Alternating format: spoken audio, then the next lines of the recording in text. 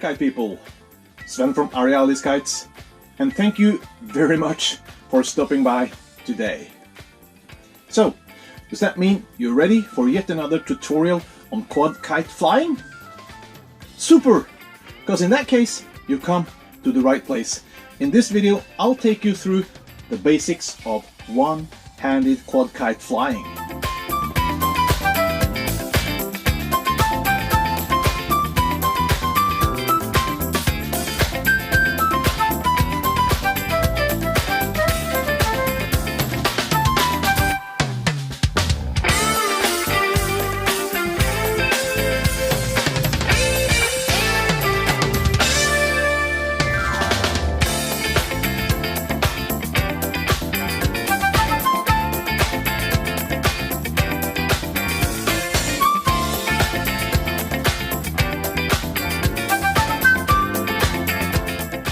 What? Why should I fly a quad kite with one hand only, you might think? Well, in my opinion, there are reasons why you should try it out, and the first one is because it's fun! What more do you need? You know, keep on flying your quad with one hand while grabbing a cup of coffee with the other. What could be more fun than that? No, seriously. It is fun, and there is so much you can do with using just one hand to control your quad other than just showing off on the field. Like if you for some reason will have to walk yourself and your kite across the field and there are some obstacles scattered all around. Obstacles that it's very easy that you stumble over it if you don't pay attention to them. So if you know how to fly your kite using the one hand only and the other one to keep your balance while walking across the field, you're much less prone to fall over. And trust me, I've been there. So in this tutorial we are going to take a closer look at the basics of one-handed flying. So let's get started.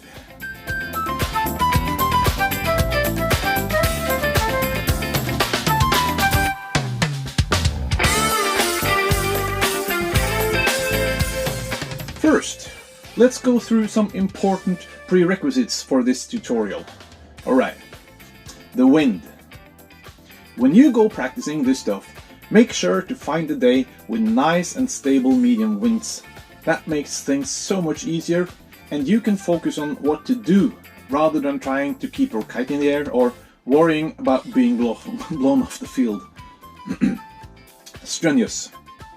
One-handed flying is strenuous for your hand and arm, so make sure to take frequent pauses and not fly one-handed over long periods of time. This way you will avoid strain injuries. Line length. In this tutorial I'm using 10 meters line set in order to bring the kite closer to me while filming. You, however, should practice on a longer set of lines because longer lines means a larger wind window, and that will give you more slack recovering from any mistakes you might make. Handles. Perhaps the most important element when flying one-handed is how the heck to grip your handles. You know, there are four lines and each of them needing to be controlled separately. Flying using both your hands, this is no problem. However, when flying one-handed, it definitely becomes an issue. But hey, I have a solution for you. Yeah, there might be several ways around this, and as always, there is no one truth only, but I'll let you in on the way I like to do this, so give it a try, and if it works for you, great. If not, experiment till you get it right. So, here's how I do it. Oh, I'm left-handed, but if you are right-handed, like most people are, you just mirror my instructions, right? Alright, let's go. I like to hold the handles in a, well, kind of like you would hold your chopsticks. You know, this grip kind of lets you move the chopsticks separately, and the same goes for the handles. Being left-handed, I go like this. I put the left handle in my left hand, and then I put the right handle also in my left hand, and place it so that I can use my fingers to move each handle separately. Yeah, I know, this is kind of hard to explain with words only, so let's jump over and take a look at the video. Put the left handle in the left hand, then put the right handle in the left hand too, but watch my fingers now. and see how I can move the handles at least kind of separately. Alright, when the handles placed correctly in your strong hand, my left one, let's continue with the 3 basic moves. And the 3 basic moves I am going to cover in this tutorial go as follows. The first one, launch and upwards, meaning flying the kite forwards. Then stop and hover. And finally, down and land, meaning flying the kite backwards. Yeah, I know, pretty basic stuff, but this is how you start to build the foundation for what is to come in future tutorials. Anyway, this is what it looks like.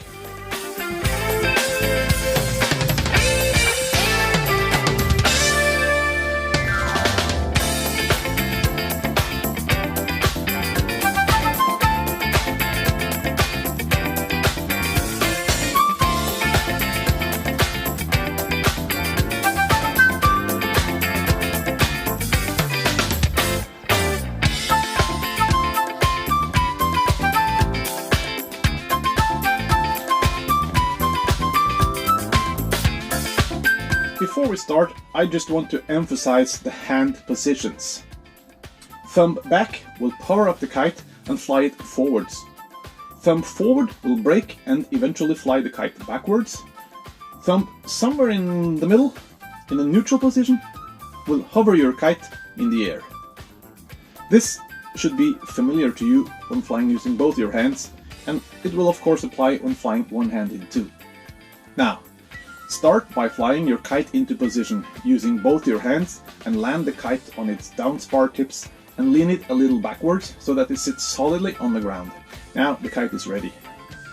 Next step is to put both handles in your strong hand, as I've been into earlier. If left-handed, it goes like this. If right-handed, mirror my instructions, right? Okay, left handle goes in your left hand, and then the right handle in your left hand too, and make sure to place it so that you can use your fingers to move each handle separately. Now align the handles and put yourself in the launch position by stretching your left or your strong arm out in front of you and put one foot in front of the other. Launch the kite by pulling your left or strong arm back while simultaneously pulling your thumb backwards. In lighter winds, you might have to take a step or two backwards to add pressure to the sail.